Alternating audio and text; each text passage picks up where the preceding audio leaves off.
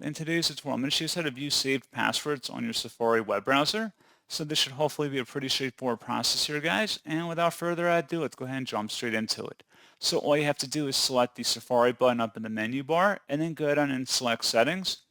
Select the Password tab, and then there should be an Open Passwords button right here. Go ahead and select that.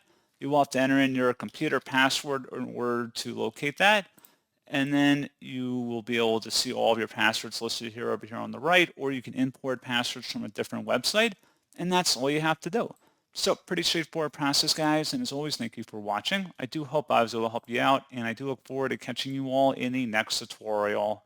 Goodbye.